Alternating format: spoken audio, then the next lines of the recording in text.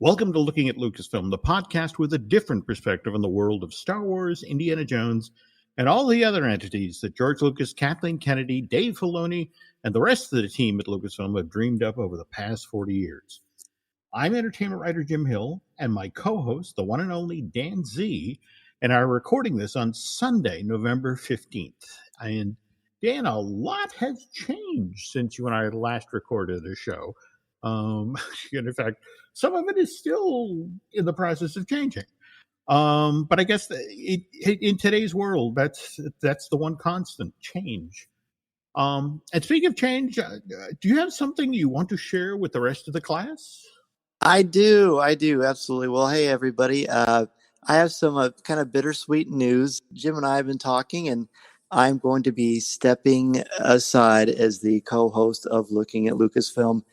And to be super crystal clear, which of course we always are on the show, Jim and I had the best time working together. I have looked up to Jim Hill as a friend and a mentor. Well, he was first of all, you were just that guy that was on with Len Test, and I thought, my goodness, this guy is smart. My goodness, this guy is entertaining. And at one point, you came on Coffee with Kenobi, and I remember thinking that we kind of struck it gold a little bit because I'd always admired you.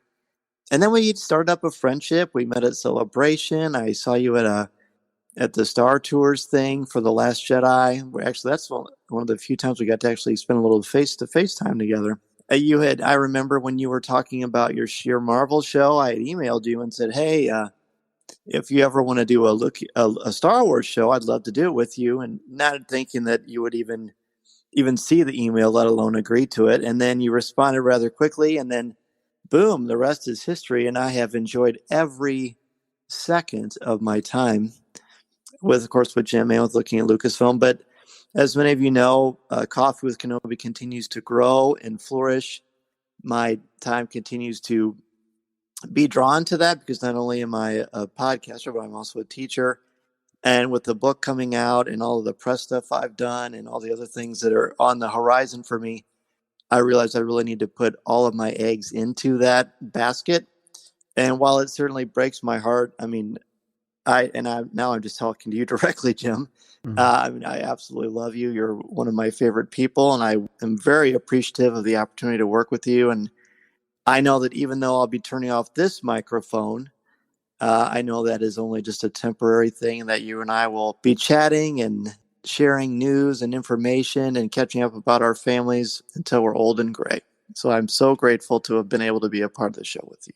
Well, if we're talking old and gray, that's this week for me. Okay, But look, folks, I'm not going to lie to you. When I first learned of Dan's decision, I was obviously disappointed. I've enjoyed working with this guy for the past 2.5 plus years. We've done 52 episodes of Looking at Lucasfilm to date. This broadcast will be our 53rd. The first one, Dan, became available for downloading back in April of 2018. But that said, though this podcast will continue in one form or another, as will Dan and my friendship, we've got, 3 episodes of Looking at Lucasfilm left to do together after this one. That's Dan's right. looking to step away from the show in late December, make a clean break from the podcast as 2021 is getting underway. So, like I said, 3 looking at Lucasfilm to go, well, 4 if you count this one, before Dan goes. And taking that into account, we're going to try to make these next 2 shows extra special. So, moving from that bit of news to the news. Dan, have you been following what's going on with James Arnold Taylor, the veteran voice actor who did General Kenobi on Star Wars: The Clone Wars animated series? I think he's a great guy and one of the finest Christian men that I've met in this business. Mm-hmm. And I do not believe for one second that he did anything to offend anybody. Well, same thing here. I've always enjoyed Mr. Taylor's work. George Lucas himself has said it was basically aimed at entertaining 12-year-olds.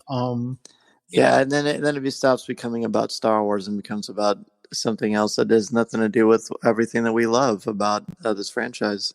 Well, but that's the thing. What I'm fascinated by George's thing when he and again, if you're paying attention, George mentions that Star Wars he views as important to kids for a lot of reasons. In fact, there's a quote when somebody asked, well, why did you say entertaining 12-year-olds. And he said, well, when you're 12 years of age, a direct quote from George here, you're about to enter the real world. You're moving away from your parents. You're probably scared. You don't know what's going to happen.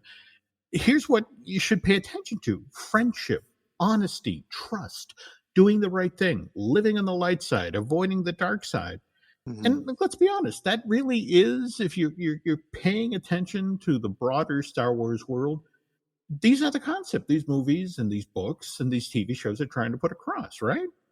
Absolutely, 100%. That's what the mythology is about. That's what it was about when it started, and that's why people like it so much. Because it's a fun, as you said, it's a nice, fun escape, and that's the way that it should be. And I remember hearing, that's a great quote that you found, and I remember him saying something similar at Celebration Anaheim. No, Celebration Orlando. What was that, back in 2017? So yeah. Dan, I have to tell you, it concerns me a little bit about this new female-centric Star Wars show that Leslie Headland is developing for Disney Plus. Have you heard about this one? Yeah, I have. Yeah. Yeah. I mean, now, for those of you who don't know, folks, Leslie is one of the creators of Russian Doll, that comedy drama series that debuted on Netflix back in February 2019. And the log line for this new Lucasfilm television production is that it's going to be a female-driven action thriller with martial art elements that's set in an alternate timeline from the usual Star Wars universe. And for me, Dan, I get worried that with that sort of style, with that sort of storyline, the people who were vocal about Rose Tico and made Kelly Marie Tran's life so miserable that she actually left Instagram back in June of 2018. I worry that they'd go after whoever plays the lead in this show as well. Because again, in this small select group of toxic Star Wars fans' eyes, a woman isn't ever supposed to be the central character in a Star Wars project. But that said, Dan, I think I could be wrong. I mean, think about it. When Gina Carano, I want to say, who plays the Cara Dune character, right, came on the scene in Chapter 4 of Season 1 of The Mandalorian. I want to say that episode was called Sanctuary. Sounds right. Directed by Bryce Dallas Howard. That's right. Star Wars fans seem to get right behind Cara Dune very quickly. Kind of like this past weekend when Katie Sackhoff made her debut as Bo-Katan. Bo-Katan. See, I'm going to miss this, Dan. Somebody can actually correct me when I get these things wrong. But again, that's the Chapter 11 of The Mandalorian. By the way, another episode directed by Bryce Dallas Howard. This one entitled The Heiress. Yes. By the way, I just quick side note here. Have you heard about this petition that just popped up online almost immediately after The Heiress aired? This one I think you're going to love. All right, because actually it buries the needle in the exact opposite direction. Based on how well this episode of The Mandalorian turned out, as well as how enjoyable Sanctuary was last year, there are now Star Wars fans who are petitioning Lucasfilm, insisting that Bryce Dallas Howard be given a Star Wars movie of her own to direct. That'd be great. But here's the kicker, Dad. Not just any Star Wars film. They want Bryce Dallas Howard to be given the opportunity to direct the sequel to Solo, a Star Wars story. Sure. Which I don't need to tell you was actually directed by Bryce's dad, Ron Howard, who came to the rescue after Kathleen Kennedy had Phil Lord and Chris Miller removed as directors of Solo back in June of 2017. But this is what fascinates me about Star Wars fans. They only seem to get toxic when it comes to certain females. I mean, Carrie Fisher, Bryce Dallas Howard, Katie Sackhoff, they get a pass. Whereas Kelly Marie Tran does not. And Daisy Ridley and Felicity Jones, sort of. I mean, depending on what corner of the Star Wars community you look in, there are people who pick it. Jyn Erso or Rey. Well, anyway, okay. Lots of excitement about the arrival, and again, I'm going to blow it again. Bo-Katan. Okay. But let's be honest. I think a lot of that has to do with the the line that got thrown away about to the effect of, okay, you have to go to this planet to meet with Ahsoka Tano. Not on the next episode, I'm thinking, but Probably likely not. very, very soon. But I have to ask at this point, we're 3 episodes into season 2 of The Mandalorian. What are your thoughts? I mean, I think this season has been tremendous. Well, I shouldn't say that.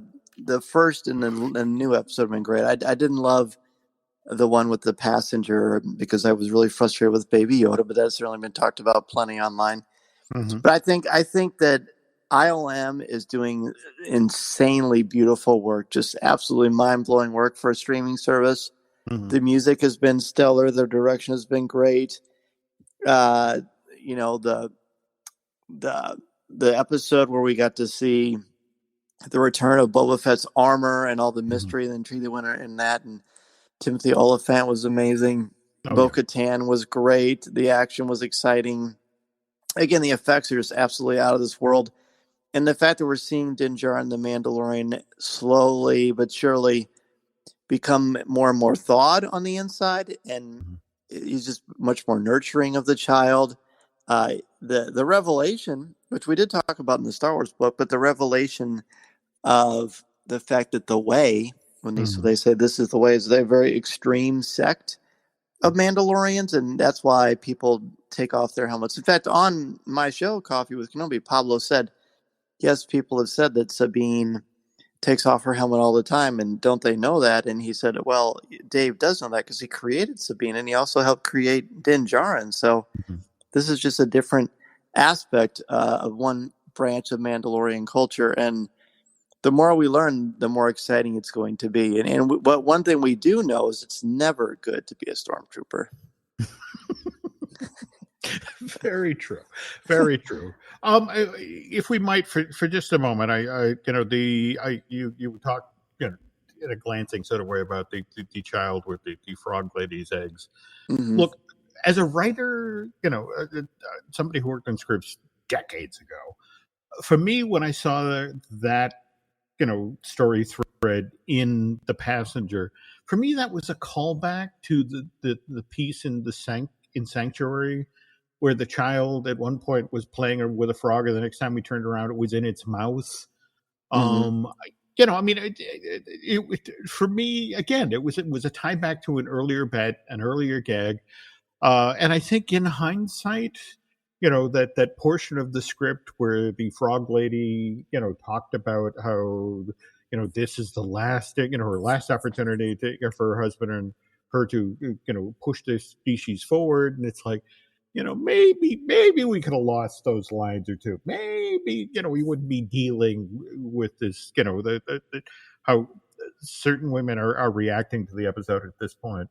Have you seen some of the reports? Not reports, that's not the right word, but have you seen some of the speculation that perhaps the child was just ingesting these to protect them? When you look at when he goes into those Krinka, those spiders, he literally bites into those eggs and tries to bite them in half. But these eggs, he just sort of slurps them down, and then he keeps sort of hugging the canister lovingly. So I don't know. I hope that's true. I'm sorry. I'm kind of there are moments when I drift back to my Sigmund Freud, and sometimes, Dan, a cigar is just a cigar. If I see a little kid shoving something in his mouth, I don't think, oh, he's keeping it warm for later. It's like, right. No. I don't agree with that theory either, but I hope it's true.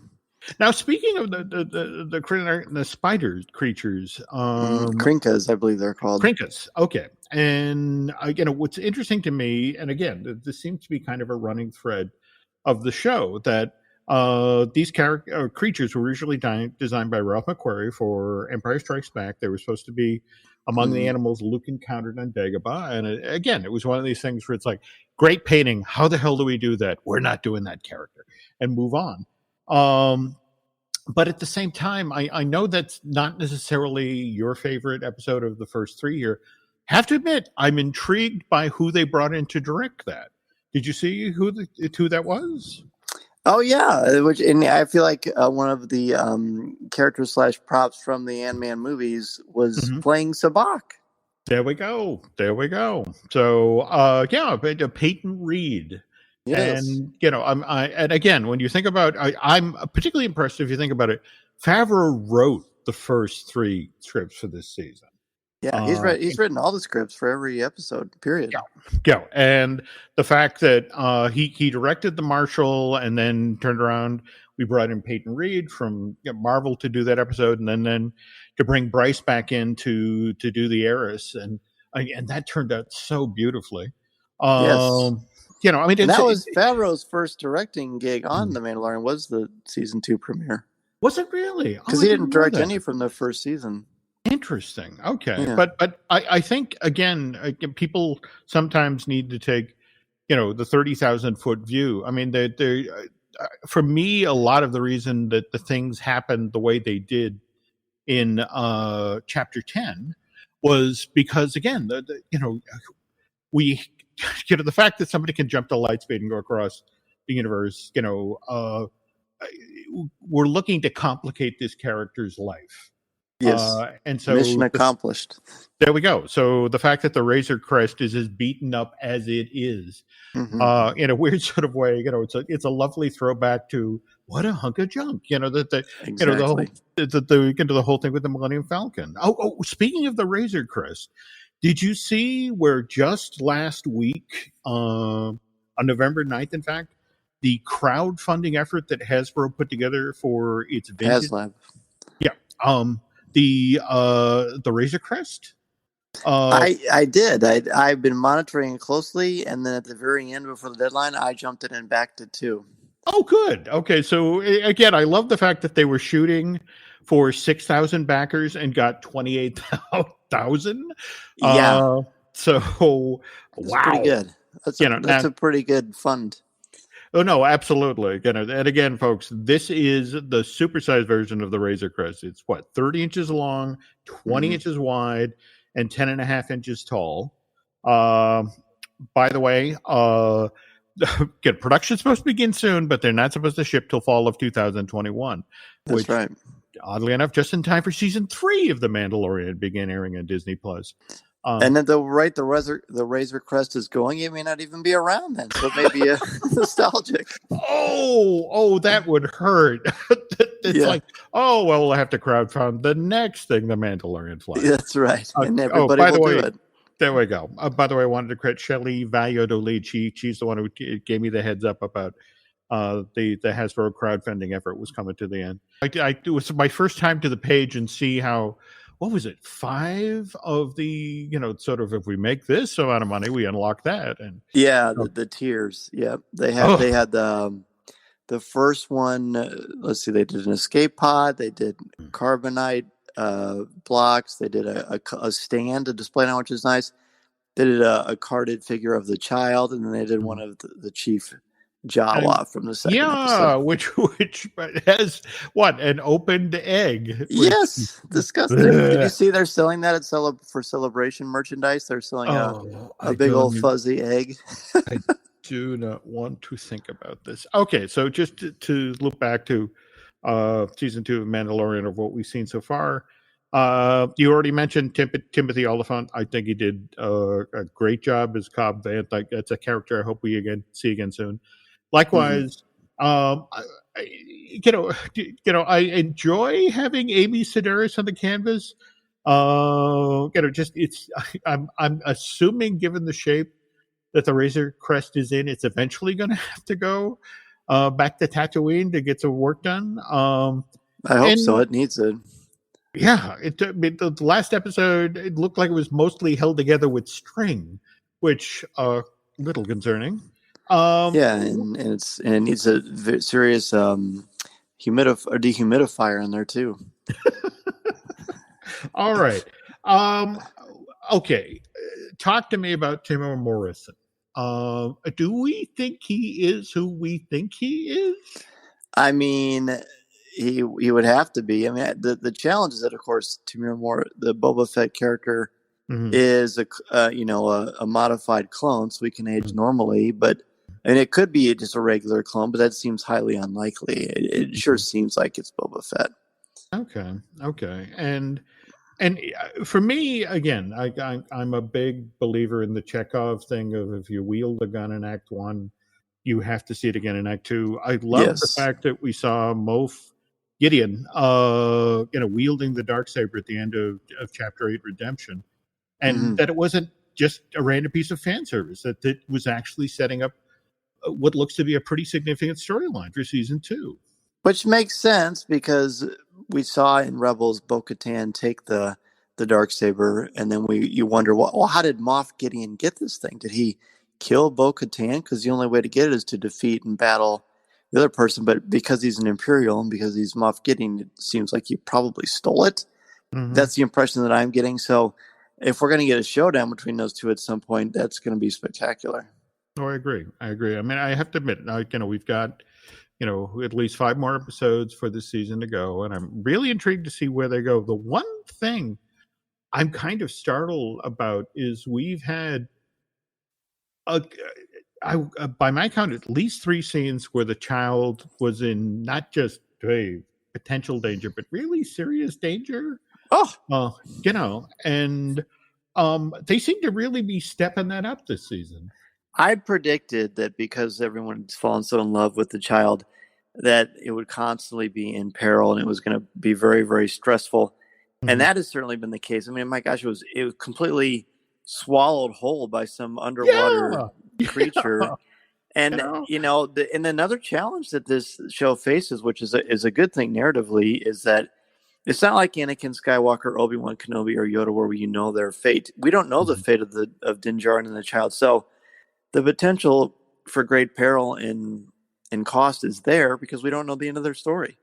Well, for me, it just looks like they have kind of a tough road ahead, especially with this quest to find the Jedi. So, yeah. And speaking of ahead, on the second half of today's show, Dan and I are going to take a closer look at Red Tails. But first, quick break.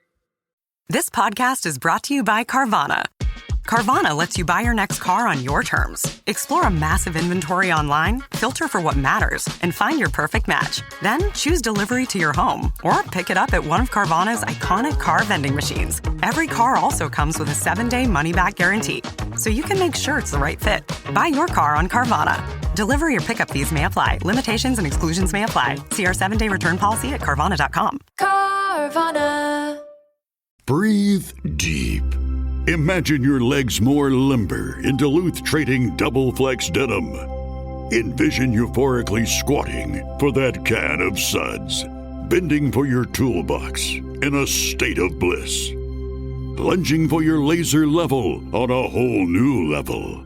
Relax and allow the flex to fill you with ability. Find your inner flex in Double Flex Denim only at Duluth Trading. This episode is brought to you by Netflix. New players, new games, new rules. Squid Game, The Challenge returns for a gripping second season. 456 contestants from all walks of life, competing in the ultimate test of strategy, alliances, and endurance. For a life-changing prize of $4.56 million. With stakes this high, why make friends when you can make millions? Watch Squid Game, The Challenge Season 2, only on Netflix November 4th. Okay, we're back. And before we get started here, Dan, I understand that you have had the chance to preview the Lego Star Wars Holiday Special, which debuts on Tuesday, November 17th, which is 42 years to the day that the original Star Wars Holiday Special first aired on CBS back in 78. So what can you tell us? All I can say is that I loved it. Okay. I loved it. It's going to put a smile on your face. You're going to love it. That's all I can say. But trust me, it's going to be worth the wait. Okay. All right. I was worried that was as deep as you were going to go. Curse you, non-disclosure agreements. But okay. All right. I'm there. It's fair to say we'll be looked at more favorably than the original one that you mentioned. Well, that's the old, Statler and Waldorf joke. What is it? I've seen better film on teeth. That's a great one. Okay. Well, all right. Anyway, last Wednesday, folks, November 11th was Veterans Day. And as we talked about on the last episode of Looking at Lucasfilm is in the middle of doing a big push to commemorate the Tuskegee Airmen. In fact, the entire Walt Disney Company is behind this. I don't know if you saw this, Dan, but Robin Roberts of Good Morning America fame, as they were talking about the dedicated website, the new documentary, brought up the fact that her father, Colonel Lawrence E. Roberts, who we lost back on in October of 2004, was actually a pilot with the Tuskegee Airmen. No, I did not know that. That's amazing. Yeah. Well, anyway, okay. Again, we talked on a previous show about George being fascinated by the Tuskegee Airmen, learned of their story in 1988, and the original plan was that he would make a movie about these courageous black pilots and then have it ready for release to theaters in 1992. That's not quite how it worked out. In fact, in an interview with USA Today in 2012, Dan, Lucas talked about how Red Tails wound up being like the New Hope, or A New Hope, the original Star Wars movie. In that, quoting from the interview here, and it's like, so I wrote the script, and there was just too much story for one movie. The first was the story about how these black pilots got trained at the Tuskegee Institute in Alabama, and how Eleanor Roosevelt became their champion. And then there was the battle movie, which is what originally piqued my interest initially. And then there was the fact that so many of the Tuskegee Airmen then went on to play crucial roles in the civil rights movement after the war. So the Tuskegee Airmen turned into this epic tale that went on for 20 tumultuous years of American history, and trying to fit all that into one film. We once considered doing this movie like Lawrence of Arabia, 3 or 4 hour long epic. It was just too much. So at that point, we just refocused the project, zeroing in on the war story and hinting at the rest. And I think we talked about on the earlier show about Red Tails, Dan, how George walked this project all over Hollywood and couldn't get a single one of the major studios to shoulder the entire cost of the production, which was why George wound up paying for it himself, $58 million. And I tried to confirm that the only other time he did that was Empire, but again, could not find anything that would back that up. That sounds right. Honestly, okay. That sounds right. Okay. Anyway, George began to look around for a director, and he eventually found one in Anthony Hemingway, who, interestingly enough, started out in the business as a production assistant on the Young Indiana Jones Chronicles. So he gets hired to be the director of Red Tails in 2008. March of 2009, principal of photography begins in the Czech Republic and Croatia, which double for Germany and Italy in World War II. Kind of an interesting side note here. One of the reasons that George wanted this film to be shot in the Czech Republic is they had filmed previously several episodes of The Adventures of Young Indiana Jones in the Czech Republic, and were eager to return there for Red Tails, because it's like Rick McCallum, the producer, said that we have consistently been impressed by this country's talented film professionals, the high quality of the local craftsmanship, and the beauty of the Czech Republic's varied locations. So it fascinates me that 10 years after they did the Young Indiana Jones Chronicles, it's like, ooh, we have to go back there. That would be great. On the other hand, again, anyone who's seen the film to date knows the wonderful CG work that's done in it. And, you would expect no less from, Lucasfilm and ILM. But the funny thing is, the aerial scenes in Red Tails, Dan, were done in classic World War II fashion. They were shot in a gimbal-mounted cockpit pit, as well as with mock-up fuselages and wings. They were in front of a green screen, but it was still classic 1940s style, World War II film production. Yeah. Now, following that shoot in 2009, a year of special effects works follows. A rough cut is then assembled and then showed to a number of Lucas's friends, including Ron Howard and Steven Spielberg. And then in March of 2010, George himself takes over the direction of Red Tail's reshoots. Now, it's the story that's told in town basically is Anthony Hemingway is now far too busy working on Trim for HBO to return and direct the reshoots himself. But what's kind of interesting is George not only takes over the reshoots, but he brings in Boondocks comic strip corrector Aaron McGruber.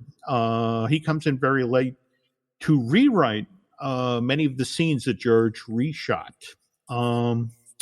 And what kind of intrigues me is when George talks about this movie, he says flat out that one of the main reasons he was originally drawn to this material wasn't necessarily that he wanted to shine a spotlight on these heroic black pilots who flew during World War II, but rather because Red Tails was finally going to allow George to revisit a type of film he'd fallen in love with as a child, and that was the old-fashioned war film, the one that was loaded with dogfights. And George goes on to say, "Look, I love dogfights, and I know how to do them." And anybody who's watched a Star Wars film knows that.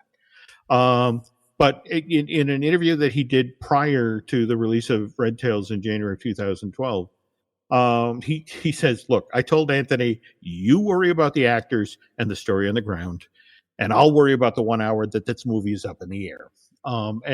George then went on to say, "For me, Red Tails is like Flying Leathernecks, which is a John Wayne movie from 1951 about the battle for Guadalcanal. It's corny, it's uber patriotic, but it's also a really exciting action-adventure movie. And that's what I wanted Red Tails to be, too. As for the racism in our story, it's embedded in the material. There's no getting around it. We just had to be careful not to overdo it." So, like we said, George wanted to make a message movie that honored these guys, but at the same time, he wanted to make his World War II movie. But then to get entirely down to it, Dan, what George really wanted to do was to do right by the surviving members of the Tuskegee Airmen. And as he began working on this movie, he would regularly show work-in-progress versions of Red Tails to surviving members of the units who were now in their 80s and 90s. And, always with the goal of honoring what they'd done during World War II, but then also with an eye toward getting the little things right as well as the big things. And a great quote here at the end.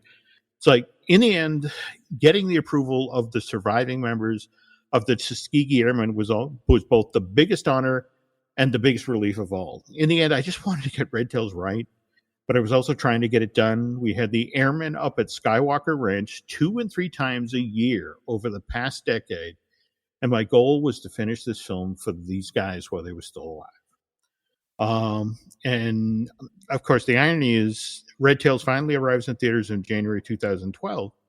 And think about it. He's making this movie with a lot of guys who've long since retired from their military careers and that sort of thing. And this is the exact moment when George himself is looking to retire and sell Lucasfilm off to Disney. That's right. Yeah.